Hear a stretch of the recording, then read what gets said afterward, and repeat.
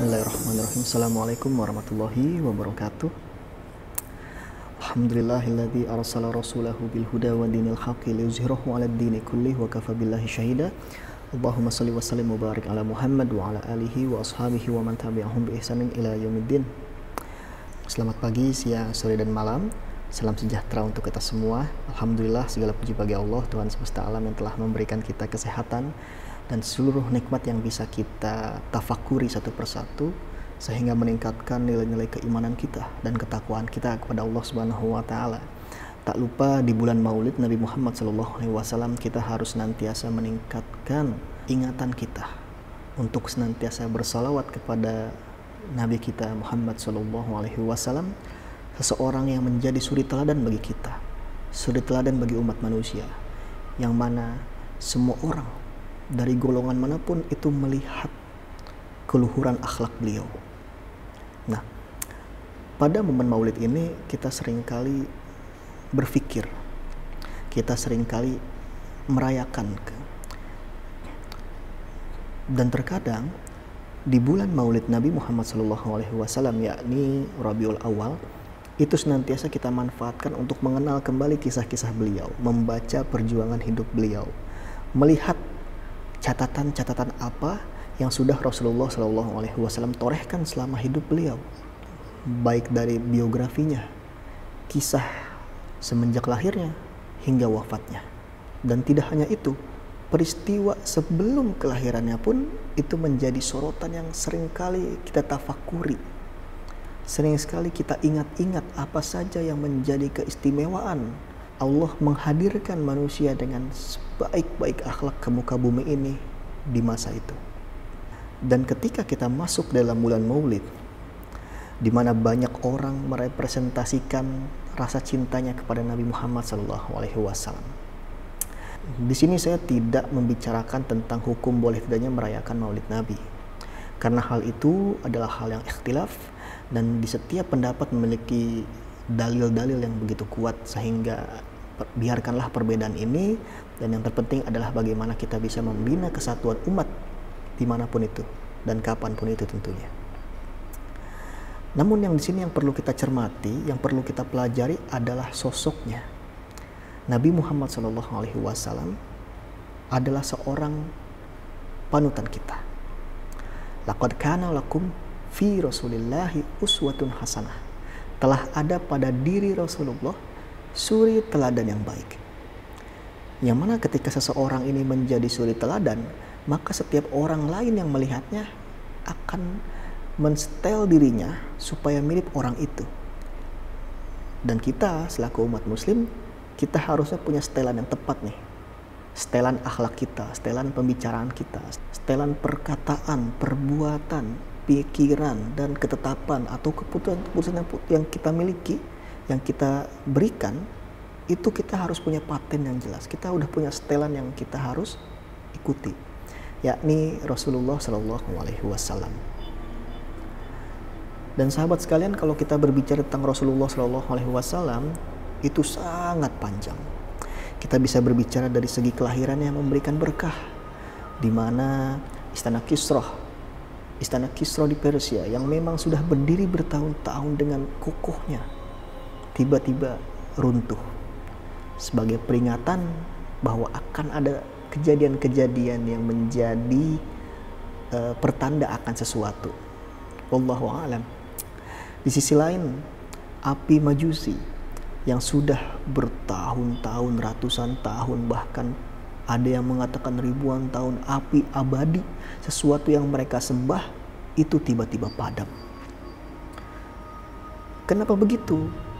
Karena mungkin saja ada inisiasi bahwa ketika api Majusi itu padam, itu sudah menunjukkan bahwa telah lahir seseorang yang akan menggiring kalian semua, yang menggiring kita semua ke jalan yang lebih benar, dan tentunya membawa pesan-pesan tauhid, sebagaimana Allah mengutus Nabi dan Rasul terdahulu membawa satu pesan yang sama, yakni ajaran monoteisme, tauhid, beriman kepada satu Tuhan, beriman kepada Allah Subhanahu wa taala, serta menjauhkan diri dari segala perbuatan yang bisa membawa kita pada kesyirikan.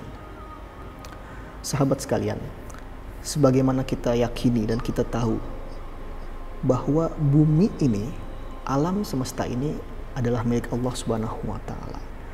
Dan kita, peran kita sebagai khalifah di muka bumi ini juga berdasarkan takdir dan ketentuan Allah Subhanahu wa taala. Tentu kita harus punya panduan hidup. Kita harus punya contoh yang baik. Selain kita harus punya contoh yang baik, kita juga harusnya memberi contoh yang baik. Dan supaya setiap manusia itu on track, supaya setiap manusia itu memiliki jalan yang tepat sesuai dengan yang Allah ridhoi, maka Allah menurunkan dua hal yang perlu kita syukuri. Yang pertama, dengan hadirnya para rasul. Yang mana rasul ini adalah manusia pilihan Tuhan, manusia pilihan Allah Subhanahu wa taala yang ditugaskan untuk mengarahkan umat manusia kepada jalan yang benar, kepada jalan Allah Subhanahu wa taala. Dan gak cuma itu, Allah Subhanahu wa taala memberikan kita semua apa?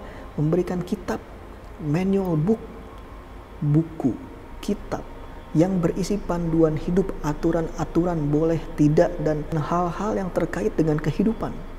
Yang mana kita yakini kitab kita Al-Quranul Karim itu berisi semua aspek, indikasi-indikasi yang menyangkut kehidupan manusia, baik bersifat ibadah, hubungan vertikal antara diri manusia dengan Tuhannya, lalu hubungan horizontal seperti muamalah, akhlak, adab, dan semua karakter yang memang Allah tugaskan kepada kita untuk memiliki nilai-nilai itu. Oleh karena itu, kita harusnya bisa memaknai bulan Maulid Nabi ini dengan transformasi diri kita. Kita bisa melihat bahwa potensi setiap manusia itu beraneka ragam. Dan gak cuma itu, Allah memberikan contoh hidup seseorang dari golongan manusia yang mana perangainya harus bisa kita ikuti.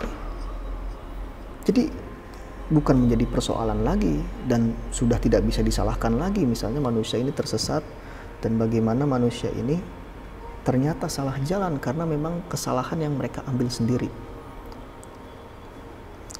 Allah gave us everything. Allah memberikan kita segalanya yang kita butuhkan.